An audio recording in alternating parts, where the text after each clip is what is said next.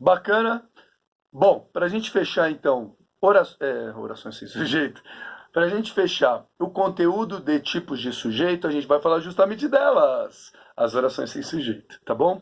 Então, mais um caso de verbo cujo sujeito é inexpresso. Então, não pode haver nada representando o sujeito, não pode haver um substantivo com papel de sujeito, senão não é exemplo de oração sem sujeito, tá bom? Então, verbos que indicam oração sem sujeito são de três tipos, tá? Três tipos.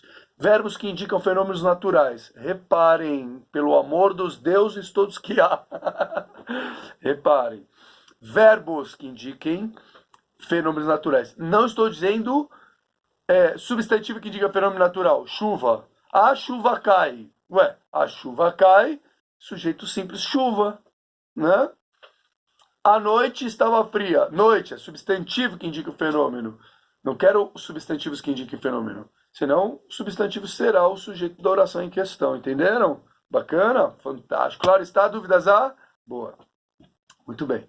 O que eu estava dizendo é o seguinte. Verbos que indicam fenômenos. Tá? Então, por exemplo, se a chuva cai, era exemplo de sujeito simples, chovia. Chove, choverá, entenderam?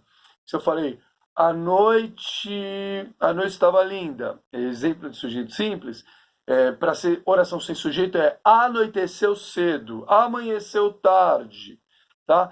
Faz um frio danado no verão, ou no verão, no inverno, no outono, óbvio, né? Desculpe, tá bem?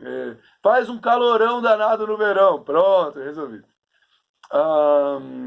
Está claro hoje. Ó, está claro hoje. O verbo está indica um fenômeno natural, claridade. Entenderam? Esses verbos de fenômeno natural são exemplos típicos de oração sem sujeito.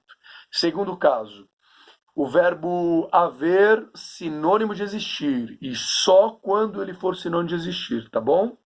Então, há dúvidas, houve dúvidas, havia dúvidas. Mesmo na inversão sintática, que é uma armação do examinador nas provas. Edgar, de dúvidas, há dúvidas, eu respondo. Não, dúvidas não haverá. Olha que interessante. Dúvidas não haverá. Ô Edgar, mas peraí, você colocou dúvidas antes do verbo? Sim. Mas o sujeito não é dúvidas? Não, não é porque está antes do verbo que o sujeito é dúvidas. Até porque o verbo haver, que é o principal, não é sinônimo de existir. Se o verbo haver é sinônimo de existir, necessariamente ele vai apontar uma oração sem sujeito. Entendeu? Ah, mas e dúvidas? Problema de dúvida. Problema do termo dúvidas. Ele não é nada representativo para a função do sujeito. Depois a gente vai ver que ele é complemento do verbo, tá bom? Então, há dúvidas, houve dúvidas, dúvidas houve, dúvidas haverá, tá bem? E perceberam que ele fica invariável? Porque verbo de oração sem sujeito sempre fica no singular. Boa. Ô Edgar, mas se eu trocar pelo verbo existir? O verbo existir é um verbo que tem sujeito, grava. O haver, se não de existir, não tem, mas o verbo existir tem sujeito. Não vacila, hein? Não vacila que o examinador adora fazer essa armação. Tá bom? Então, por exemplo, dúvidas houve. Dúvidas existirão. Desculpe-me. Dúvidas houve, dúvidas existiram. Dúvidas haverá, dúvidas existirão. Entenderam? Dúvidas há, dúvidas existem. Para o verbo existir, dúvidas é o sujeito. Para o verbo haver, como ele é sinônimo de existir, não há sujeito para ele. Não se esqueçam disto, digníssimos. Claro está? Dúvidas há? Dúvidas há, ó. Eu sempre falo isso. Claro está? Dúvidas há? Dúvidas, plural. A, singular. Porque o haver, sinônimo de existir, não varia. Ah, ó. Fantástico.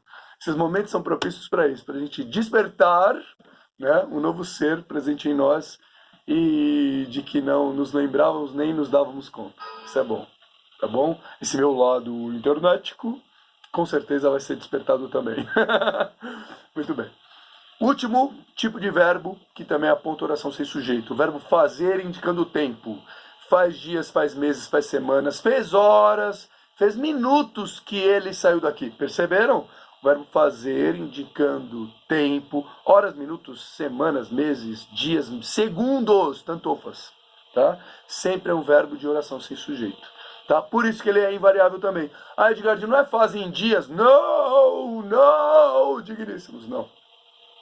O verbo fazer indicando tempo, ele é sempre invariável. Então, se eventualmente o examinador apresentou na alternativa fazem dias, fazem semanas que ele não vem, fazem semanas, é erro gramatical de concordância verbal sério, tá bom?